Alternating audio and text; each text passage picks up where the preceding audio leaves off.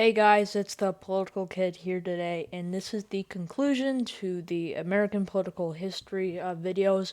This is modern American political history, and we're gonna start things off with in 1952, Harry Truman, with a lot of people didn't know this, but he was the last president able to actually run for more than two terms. However, he was so unpopular because of the economy, all the strikes, the Korean War, especially since it was at a stalemate at this point. So he wanted Adlai Stevenson III, who was the governor of, governor of Illinois, to run for president. And Stevenson was like, I don't really want to run. But when he realized that when Estes Kefauver was was running, and the Democratic Party didn't want him, so the Democratic Party kind of just chose Stevenson.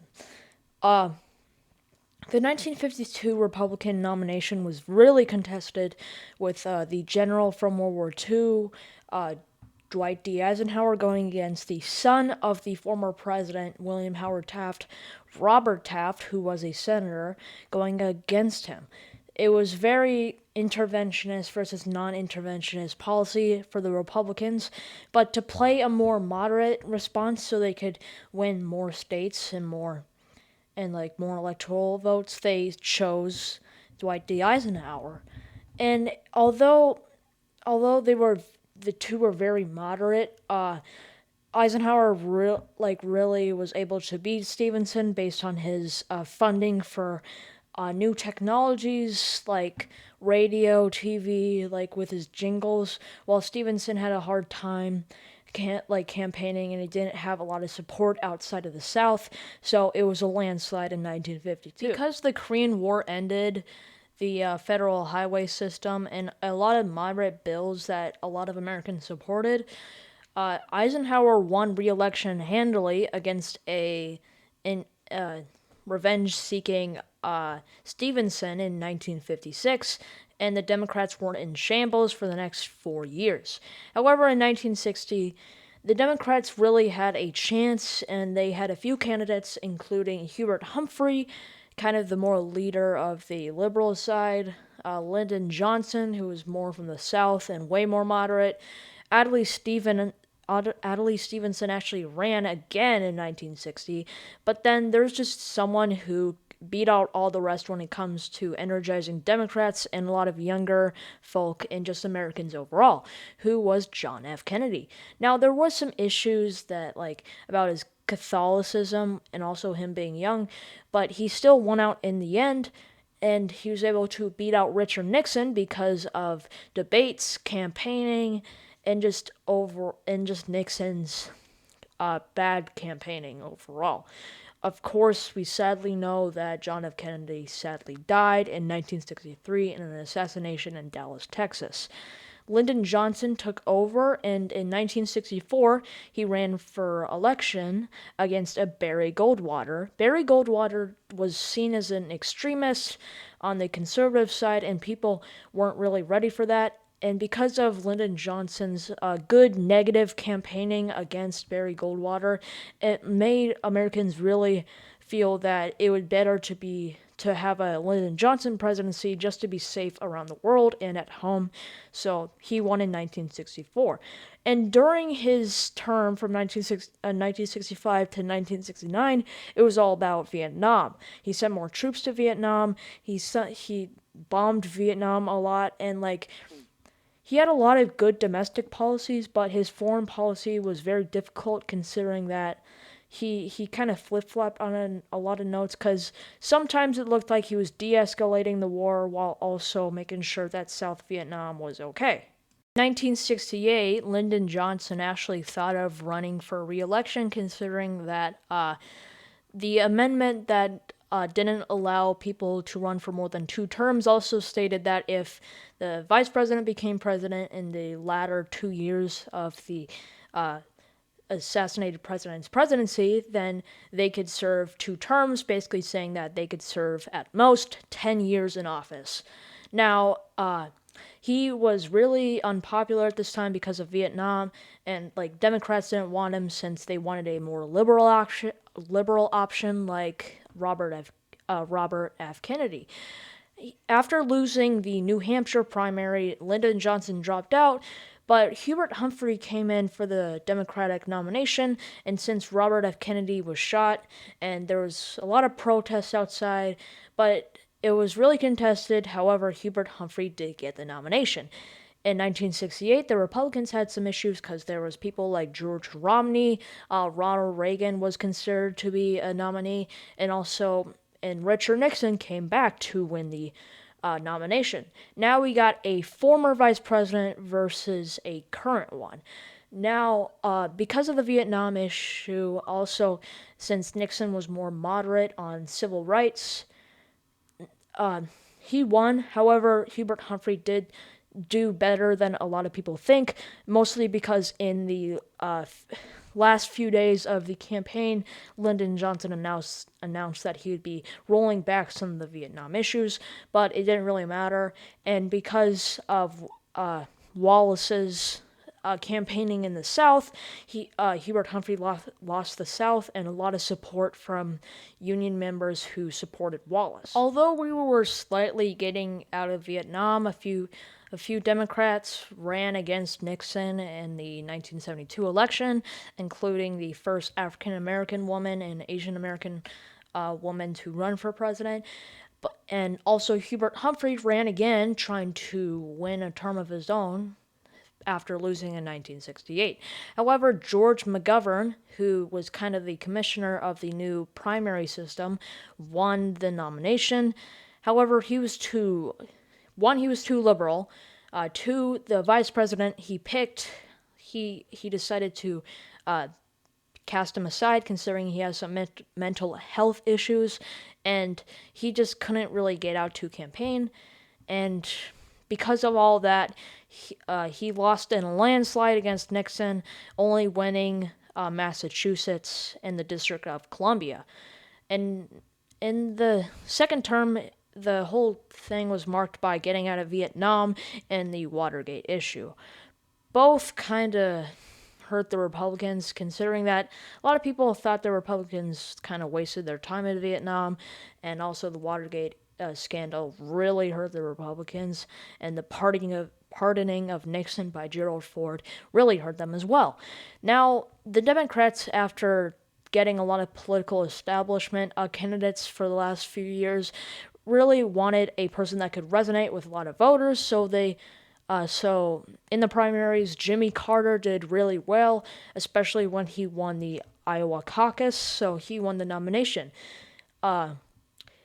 Gerald Ford run to win a term of his own. However, there were some issues with his campaigning and his debate performance, specifically when he said that Eastern Europe wasn't dominated by the Soviets when it was.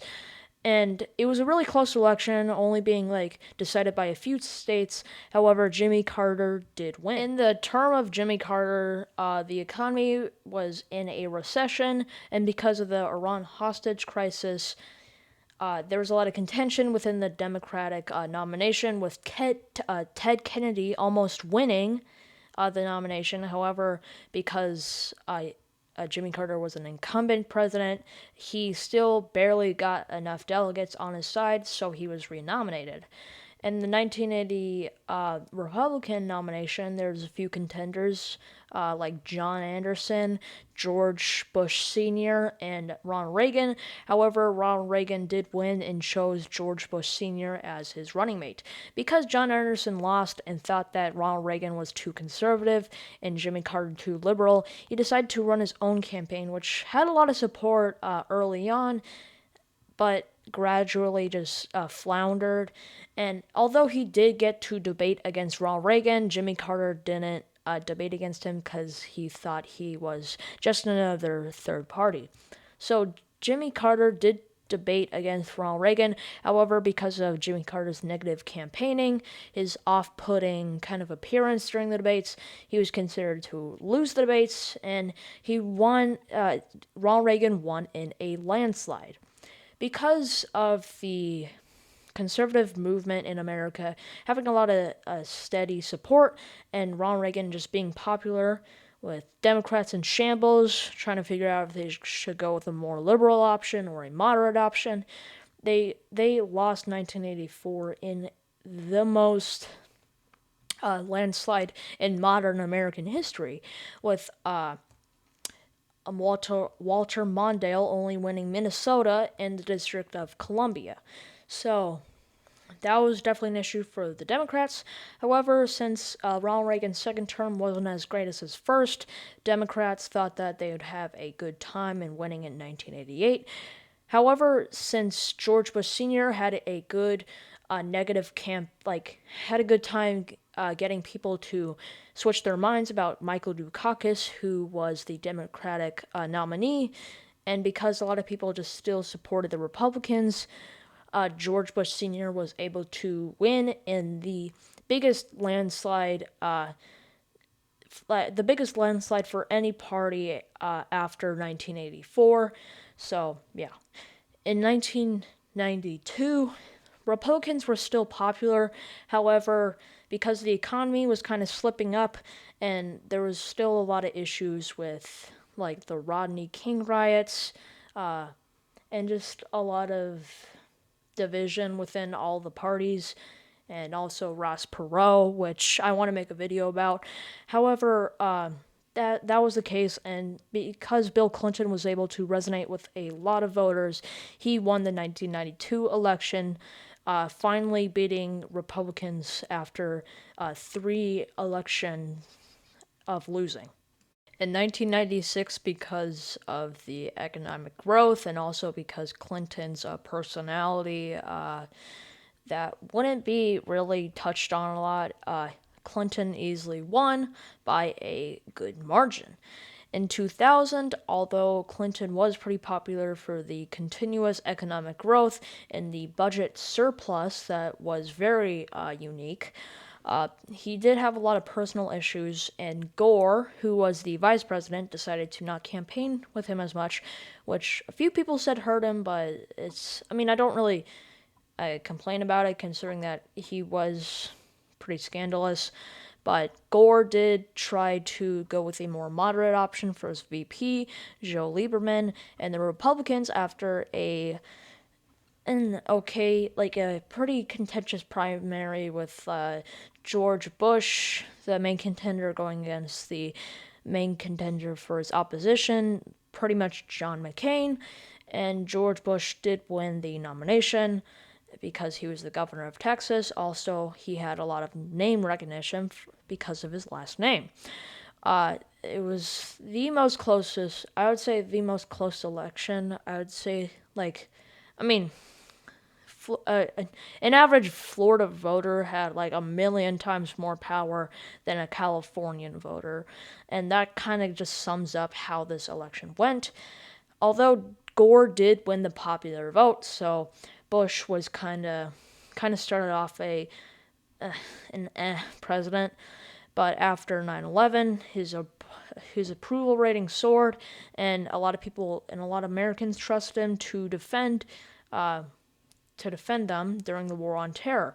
In 2004, Democrats thought they had a good chance, considering that they just went to a war in Iraq, and a lot of people thought that was a little vague, considering that Iraq didn't have that much connection with 9/11. However, most Americans did support it at the time.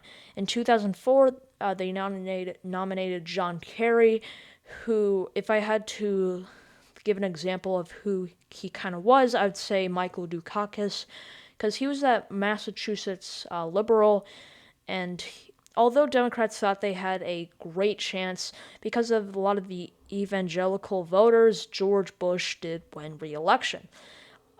In 2008, because of the recession and John McCain's running mate not being the best candidate, Barack Obama, who was a very new, let's bring change to the White House candidate, he won in a landslide. In 2012, the Republicans thought they had a pretty good chance, considering that the economy was getting a little bit better. However, there was still a divide between the middle class and the 1%. However, because Barack Obama was still a very popular candidate with a lot of Americans, he won in a pretty okay margin. In 2016, Republicans thought they had to shift their policies on immigration. However, a candidate, Donald Trump, decided to double down on a lot of the Republican policies, and because he did resonate with a lot of voters in the Midwest for his protectionist views, he won the election. In 2020, Joe Biden ran a more experienced campaign, which is a campaign that we haven't had in a while. And with Donald Trump, the economy was and like COVID was really rampant. So Joe Biden won in a pretty close election, but still an okay margin. And in 2024, because of the economic slip up, the wars abroad, and also Kamala Harris not being the greatest candidate that the Democrats could have chosen, Donald Trump won in a pretty good margin. And that's going to be it, you guys. If you have any video ideas for me, you could go comment down below. If you want to share any of this to any content creators, that'd be really awesome. My goal is to get out political information to younger people while also trying to make them understand that elections are a thing that we should be more involved with. I hope you have a good day, and I'm excited to see the Super Bowl tomorrow.